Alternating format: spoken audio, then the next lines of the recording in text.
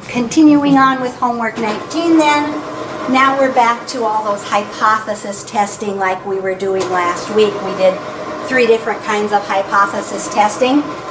Last week we did the hypothesis test for the population mean. Now we're doing the hypothesis test for the difference of the population mean, but it's going to look really similar to what we did last week. So, number 1 says, according to the historical data, the life expectancy in the United States is equal to the life expectancy in Japan. A new study has been made to see whether this has changed. Records of 240 individuals from the United States who died recently are selected at random. The 240 individuals lived an average of 76.8 years with a standard deviation of 5.4 years. Records of 270 individuals from Japan who died recently are selected at random and independently. The 270 individuals lived an average of 77.4 years with a standard deviation of 5.3 years. Assuming that the population standard deviation of the life expectancy can be estimated by the sample standard deviations, since the samples that are used to compute them are quite large, at a 0.1 level of significance, is there enough evidence to support the claim that the life expectancy U sub 1 in the United States is not equal to the life expectancy U sub 2? So, I'm going to move this up just a hair so we get the whole table in here. There we go. My null hypothesis. Whenever we did the null had the equal, right? So in this case, we're going to have U sub 1 equals U sub 2. Are the two things equal? For my alternative hypothesis then, we're going to have the not equal. U sub 1 does not equal U sub 2. On these ones, we know what the type of the test statistic is because it says it up here. But it is going to be the z-test. So, our formula that we're going to use looks like this. X bar sub 1 minus X bar sub 2. The differences between my two means. Technically, it's minus U bar sub 1 and U bar sub 2, but this value is always going to be 0 if those two things are equal. So really when we do our formula, we don't even have to worry about the second part because if I minus 0, it's just going to stay that. So you'll see that if you look in the book on the formula that they do write that in there, but it's 0 and so you can ignore it. On the bottom of my fraction, I'm going to have the square root of the population standard deviation squared sub 1 over n sub 1 plus the population standard deviation squared sub 2 over n sub 2. So we do this z-test because we have the population standard deviation as opposed to the sample standard deviation. So looking back at my word problem, according to my historical data for the first one, records of 240 individuals. So N1, 240 individuals. The average, so X bar 1, is going to be 76.8 years. My standard deviation, so sigma sub 1, my standard deviation, is 5.3 years. For the second survey, we did 270. So N sub 2 is going to be 270. My average of those people was 77.4, so X bar sub 2 is 77.4. My standard deviation was 5, whoops, I did that again. This top one was supposed to be 5.4. There's my top one. When you jump back and forth, it's hard to read. That should have been a 5.4 for my standard deviation for the first one. 76.8 years with a standard deviation of 5.4. On the second one, it's the 5.3. So sigma sub 2 is my 5.3. All right, so plugging those into my formula. I am going to do 240 minus 270. That's going to be on top my fraction. I can ignore this end part because I know it's going to be 0. Over the square root of 76.8 squared over 240 plus 77.4 squared over 270. Isn't the top part supposed to be the 76.8? I'm glad you're paying attention. I use the ends instead of the means. Okay, how about I use the mean? 76.8. Man, then I didn't even use the standard deviation. Let me just start that all over. Gosh darn it. Okay, so on the top, we have the mean of 1 and the mean of 2. So 76.8 minus the mean of 2 is 77.4. On the bottom, we have the standard deviation. There it is, 5.4 squared over 240 plus my standard deviation here was 5.3 squared over 270. There, that probably looks better. So 76.8 minus 77.4 over the square root of 5.4 squared over 240 plus 5.3 squared over 270. We are rounding this to 3 decimal places, it says, for the value of our test statistic.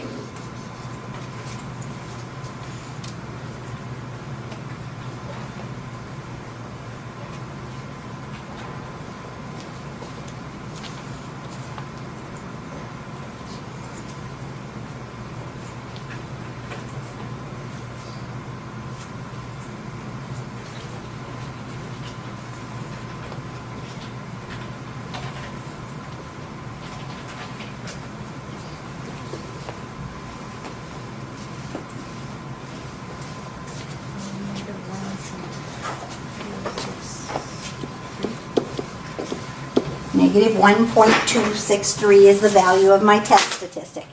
Now, if you remember from last time, we had 2 different things. They either ask you for the p-value, which is your percentage, or your critical value. When they do the critical value, you're doing z sub something. If they ask you for the p-value, use p is greater than whatever that number is. So in this case, first of all, I have to figure out on here, I am doing a 2-tailed test because I have an equal and a not equal. The 1-tailed test, we had the greater than and the less than. So it's a 2-tailed test, and since this is a 2-tailed test, we have to take alpha divided by 2. So 0.1 divided by 2 would give me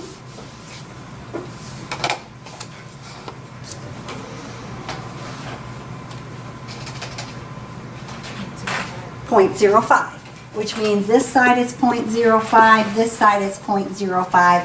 So when we find our critical value, we're going to do z sub 0.05. And again, when we get that number, we have both the positive and the negative because we're on both ends of our normal standard curve there. And so you're just going to use the Alex calculator and do the z sub 0.05.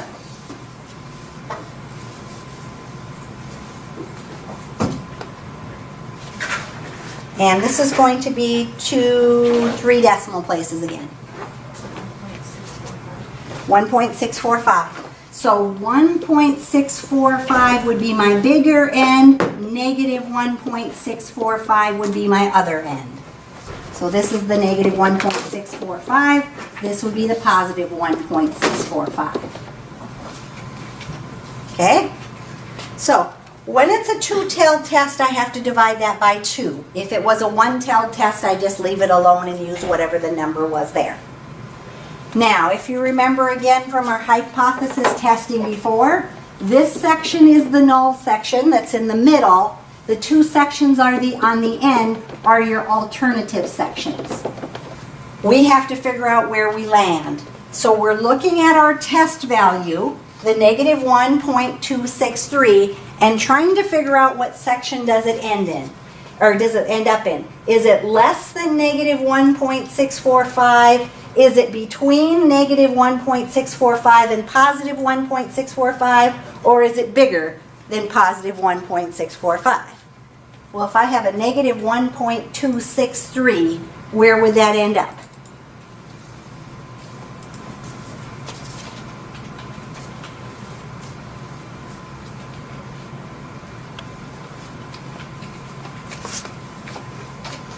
Since it's negative, is it less than that or bigger than that? Negative 1.263 is. It is? If I have a negative 1.263, is it less than negative 1.645? It'd be bigger than that, right? Yeah. Oh, I thought you meant the point. So I'm comparing this number to these numbers. Oh. So if I were putting this in order, that negative 1.263 would be between the negative 1.645 and the positive 1.645, right? Since I'm in the middle section, I am going to accept that the null is true. So this is my true statement. This is the one that is not true, right? So the question says, can we support the claim that the life expectancy in the United States is not equal to the life expectancy in Japan? Can we accept that they're not equal? No. We're saying they are equal based on our test, right?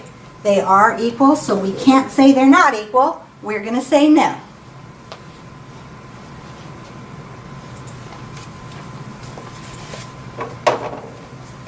All right. Number 2 then here. Number 2. Now this is one where they give us... 18? We are in 19. We finished 18 already. Right? We got partway through 18 last time, so we've already finished that. Now we're on to 19. So number 2 and number 19 is where we're at. So, it says, a random selection of volunteers at a research institute have been exposed to a typical cold virus. After they started to have cold symptoms, 20 of them were given multivitamin tablets daily, which contain 1 gram of vitamin C and various other vitamins and minerals. The remaining 20 volunteers were given tablets only containing 4 grams of vitamin C for each individual. The length of time taken to recover from cold is recorded. At the end of the experiment, the following data are obtained. So if they had the multivitamin, these are the number of days it took them to recover. If they had just vitamin C, here's my list of number of days. It is known that the population standard deviation recovery time from my cold is 1.8 days when treated with the multivitamin. And the population standard deviation for recovering from my cold is 1.5 days when treated with vitamin C. It is also known that both populations are approximately normally distributed.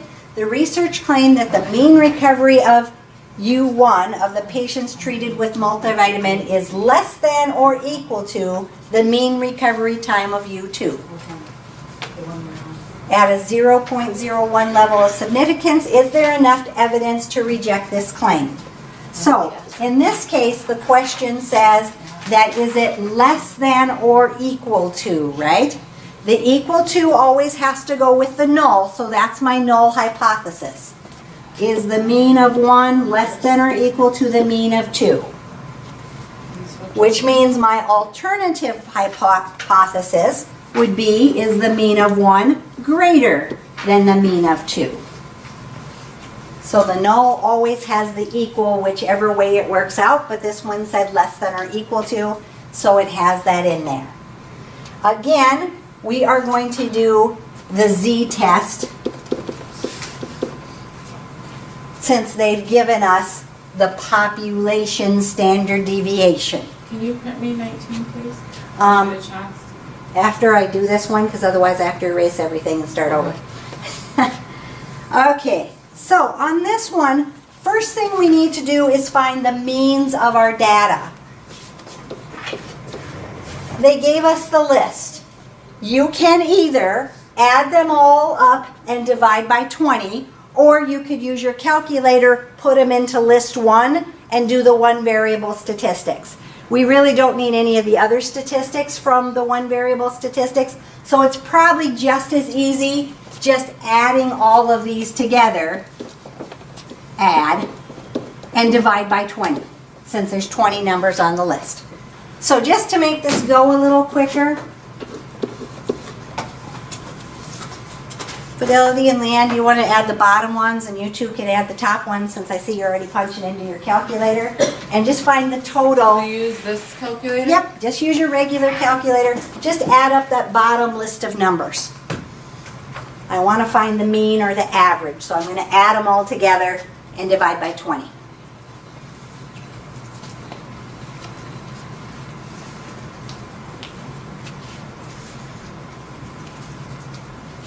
Can you clear out my thing? I don't know if it's right on here. If you hit second function and quit.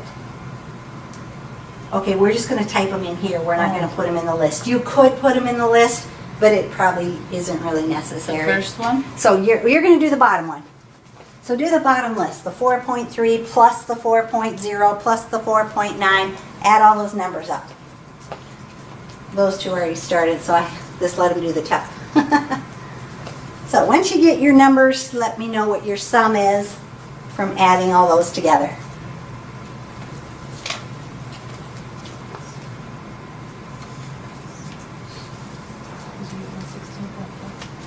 That's what I got.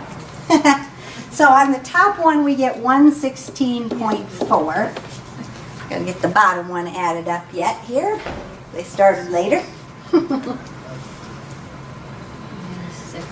96.7. So for x bar 1, we're going to take the 116.4, which was the total of these numbers, divided by 20, since there's 20 numbers on your list.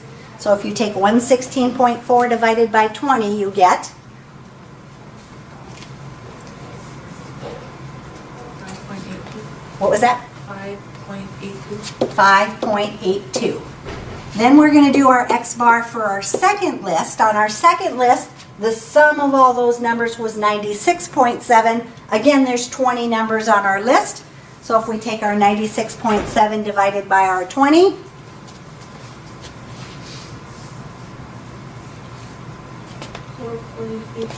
.835. So this was our 5.82. This was our 4.835. So to find the mean, we just add them up and divide by how many numbers are on our list. All right, the standard deviations they gave you. The population standard deviation time when treated with a multivitamin was 1.8. So that is going to be 1.8 for our sigma sub 1. Standard deviation for the second one was the standard deviation for vitamin C, which is our 1.5. They were nice and gave us those numbers, so we didn't have to figure those ones out. N1 is going to be 20. We had 20 numbers on our list. N2 is also going to be 20. We had 20 numbers on our list, right? So now we have to go back to that formula that we did, and I wrote down on the previous page that said we're taking x bar 1 minus x bar 2 divided by the square root of my standard deviation squared 1 divided by n1 plus my standard deviation squared 2 divided by my n2. So plugging those numbers in from our data then. 5.82 minus 4.835. Divided by my square root of 1.8 squared over 20 plus 1.5 squared over 20. That is going to give us that test value. I got to move my screen up a little higher, but we'll know that bottom one's a yes or a no.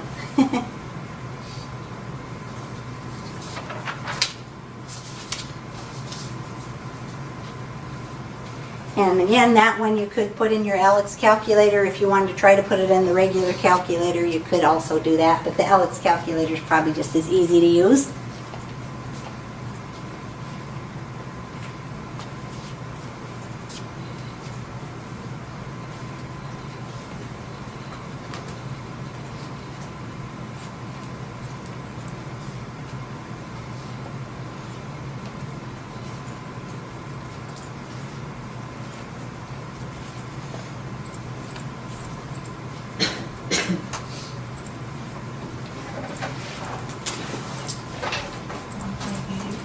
.880 they're going to say.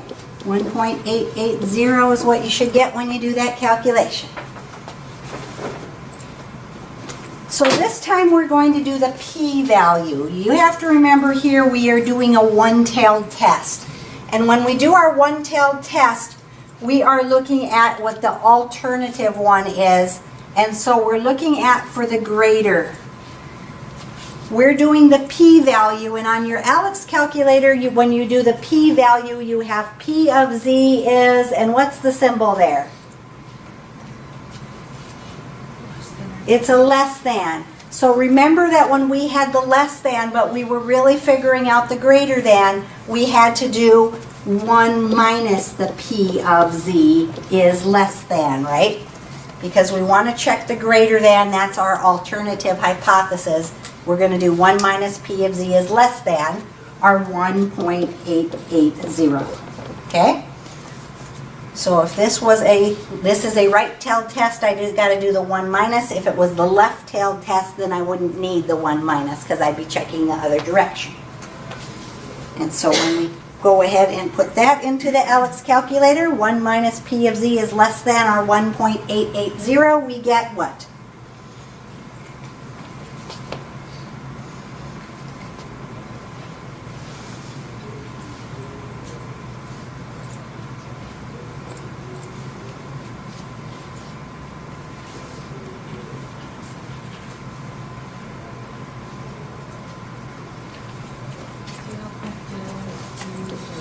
.30.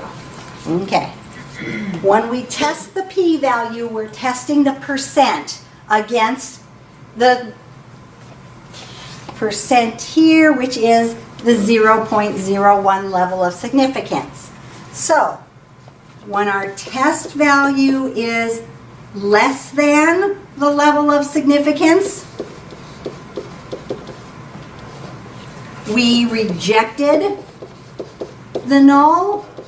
When the test value was greater than the level of significance, we accepted the null. Remember that from last week, vaguely? So in this case, my value here is 0.030. I'm comparing it to 0.01. Is 0.03 less than or greater than 0.01?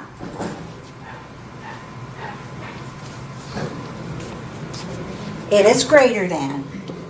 Since my test value is greater than my level of significance, I'm saying that I have a 30% chance compared to 10%. It means I am going to accept whatever the null statement is. So that means this is the true statement. This one is not true, right? The bottom got cut off, but you can read it on your paper.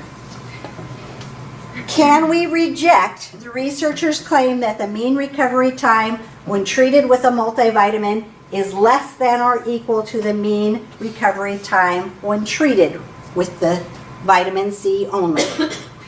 Can we reject the claim that it is less than or equal to?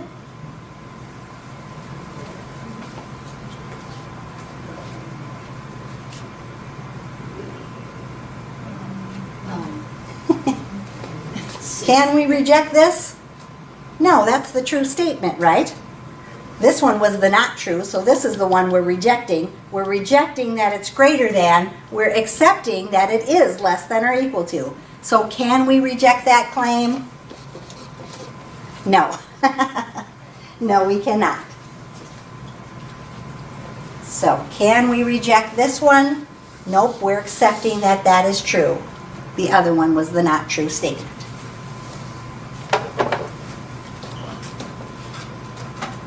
All right, number 3. That time I got the whole thing on there. It said, oops, I got to print. Leanne didn't yell at me and say, hey, you're supposed to print that for me. Print.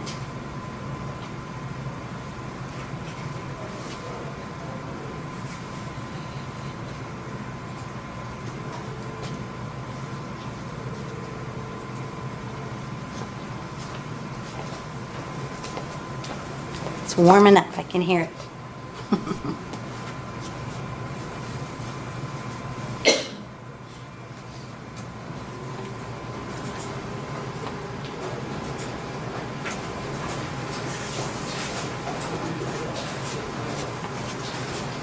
All right, while she's grabbing that, I'll start reading this since it's long.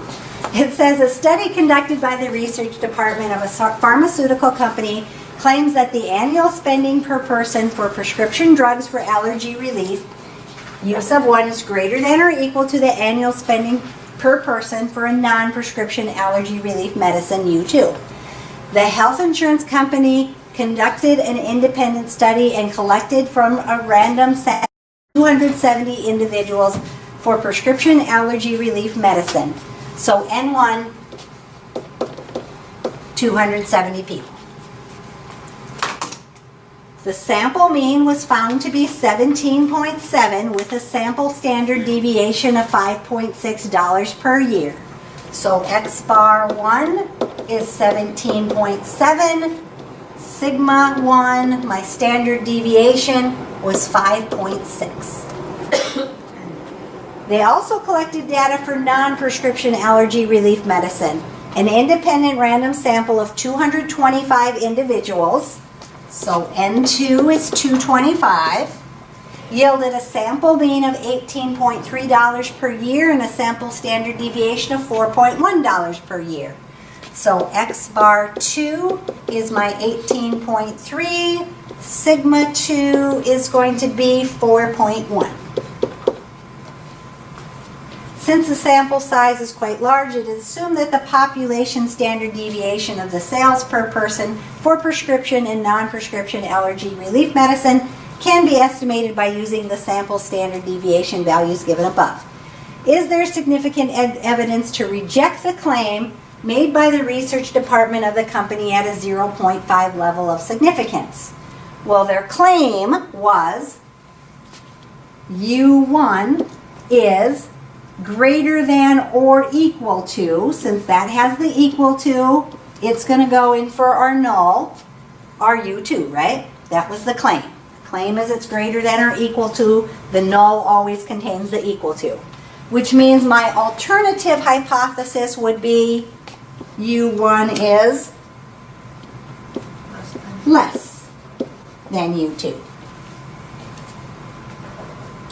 So when I'm doing my one-tailed test, this time I'm doing a less than value over here. Type of test statistic, again, we're going to do the X, or the Z test. And we have to find the value of our test statistic. So when we're finding the value of our test statistic, we're going to take X bar 1 minus X bar 2.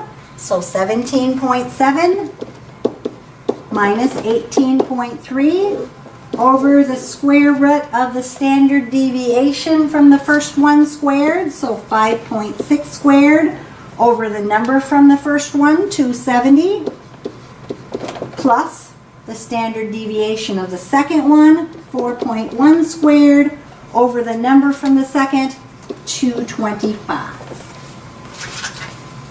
That's going to give us the value of our test statistic, rounding to 3 decimal places.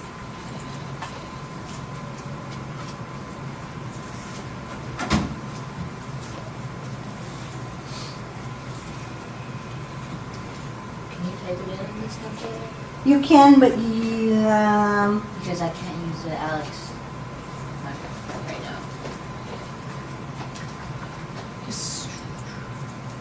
just switch to a different question. It'll still remember you knew that one.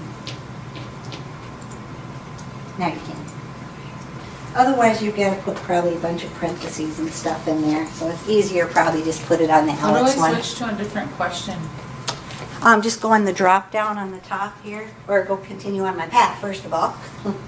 And you just need to find one where the calculator is active. Yeah, and keeps going back to On the this slope, graph. it's probably not. So click that drop down and just pick a different one. Like, let's see if that one gives us the calculator. Nope. Oh, that one's locked. How about that one? Yep, that one the calculator's active on. So we can use the calculator there. All right. So the value of our test statistic to 3 decimal places is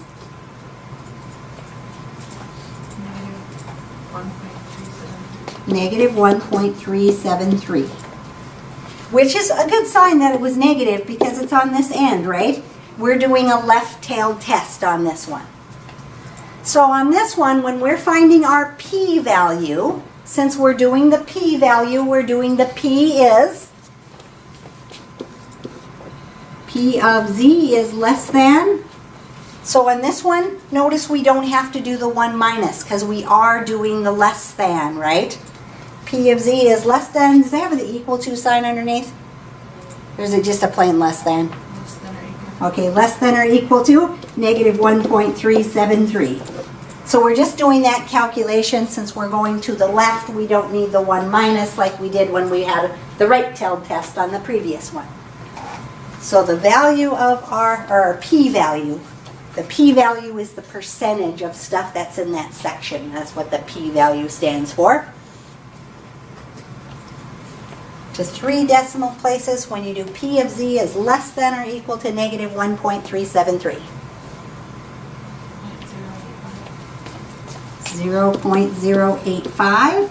So when we do the p-value here, we're comparing it to the level of significance, right? So is 0.085 less than or greater than 0.05? 0.085 compared to the level of significance of 0.05. That's greater. It is greater than. And if this is greater than, we are going to do what with our null? Except that the null is true. Except the null. So this is our true statement, that we are greater than or equal to. The not true statement is that we are less than. So now our weird question. I hate it when they say reject instead of accept, but they did that a lot. Can we reject the claim that the annual spending for prescription drugs is greater than or equal to the annual spending for non-prescription allergy relief? Can we reject this claim? No, that's the true statement. We're not going to reject that. It's true. So our answer here, can we reject that claim? No, we can't. We're saying that's the true statement. I'm finally getting it. Well, by the time we do 4 more of these, you'll get it, hopefully. I got it. It's just the end part. The end part is tricky. Yeah, the end part really. The end part is tricky. This whole page is all hypothesis testing using different tests, so we'll get a whole bunch more practice.